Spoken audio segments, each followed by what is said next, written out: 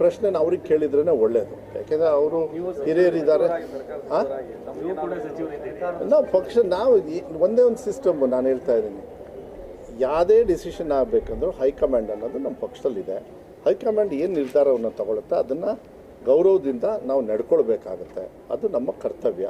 ಇಷ್ಟರ ಮೇಲೆ ನಾವು ಏನೇ ನೀವು ಕೇಳಿದ್ರು ನನಗೆ ಸ್ವಲ್ಪ ಕಷ್ಟ ಆಗ್ತದೆ ಮಾತಾಡೋದಕ್ಕೆ. ಅದು ಯಾಕೆಂದರೆ ಗೊತ್ತಾಗಲ್ಲ. ಯಾಕೆಂದರೆ ಅವರೆಲ್ಲ ಹಿರಿಯರು ಇರ್ತಾರೆ. ಡೆಲ್ಲಿ ಮಟ್ಟದಲ್ಲಿ ಕೆಲವು ನಿರ್ಧಾರಗಳನ್ನು ತಗೊಳ್ತಾರೆ. ಸಾಕಷ್ಟು ಜನರು ಸಚಿವರು ಆಕಾಂಕ್ಷಿಗಳಿದ್ದಾರೆ. ಅವರಿಗೆಲ್ಲರಿಗೂ ಕೂಡ ಅವಕಾಶಗಳನ್ನು ಕೊಡಬೇಕಾಗತ್ತೆ.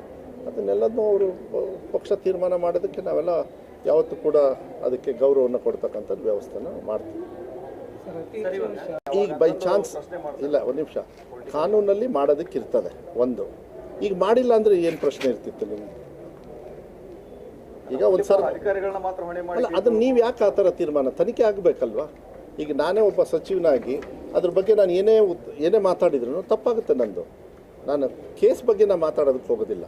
ಈಗ CIDನೋ CODನೋ ಏನೋ ತನಿಖೆ ನಡೀತಾ ಇದೆ, ಅವ್ರಿಗೆ ಬಿಟ್ಬಿಡಿ, ಅವ್ರು ಮಾಡಲಿ. ಸರಿನೋ ತಪ್ಪು ಅಲ್ಲಿ ಗೊತ್ತಾಗ್ತದೆ. ನ್ಯಾಯಬದ್ಧ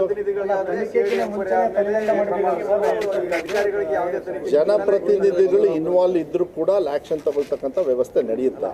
ಆದರೆ ಒಂದು ನಿಮಿಷ, ಅಲ್ಲ, ಕಾನೂನು ನಿಭಾಯಿಸೋರು ಯಾರು? ಜನಪ್ರತಿನಿಧಿಗಳ ಇಲ್ಲಾಂದ್ರೆ ಅಧಿಕಾರಿಯವರ? ಆ ಸಿಸ್ಟಮ್ನ ಫಸ್ಟ್ ಮಾಡ್ತಾರೆ ಯಾವಾಗಲೂ ಅಷ್ಟೇ. ಹಂಗಂದ ತಕ್ಷಣ ಜನಪ್ರತಿನಿಧಿಗಳು ತಪ್ಪು ಮಾಡ್ಯಾರ ಇಲ್ಲ ಅದು ಬೇರೆ. ಈಗ ನಮ್ಮ ಅಪ್ಪವ್ರ ಮೇಲೂ ಕೇಸ್ ಇದ್ವಪ್ಪ, ಅವಾಗೇನು ಹಾಗೆ ಎಲ್ಲ ನಡೆದೇ ಹೋಗ್ಬಿಡ್ತಾ? ಹಂಗೇನಿಲ್ಲ, ನಾವು ಫೇಸ್ ಮಾಡಿದ್ವಲ್ಲ. ಆ ಥರ ಕಾನೂನನ್ನ ಫೇಸ್ ಮಾಡಬೇಕಾಗುತ್ತೆ. ಕಾನೂನು ಗಟ್ಟಿ ಹಿಡ್ಕೊಳ್ಬೇಕಾಗತ್ತೆ. ಅದನ್ನು ಮಾನ್ಯ ಸಿದ್ದರಾಮಯ್ಯವರು ಕ್ಯಾಬಿನೆಟಲ್ಲಿ ಡಿಸ್ಕಸ್ ಮಾಡಿ ಯಾವುದೇ ಥರದ ಗೊಂದಲ ಇಲ್ಲದೆ ಇರತಕ್ಕಂಥದ್ದು. ಕೆಲವು ಮಾಧ್ಯಮದಲ್ಲಿ ಹೇಳಿದ್ರು ಎಲ್ಲ ಮೇಜು ತಟ್ಟುಬಿಟ್ರು, ಹಂಗೆ ಹೇಳ್ಬಿಟ್ರು. ಏನೂ ಆಗಿಲ್ಲ. ಎಲ್ಲರಿಗೂ ಅವಕಾಶ ಕೊಟ್ಟರು ನಿಮ್ಮ ಭಾವನೆಗಳನ್ನು ಹೇಳಿ ಅಂತ.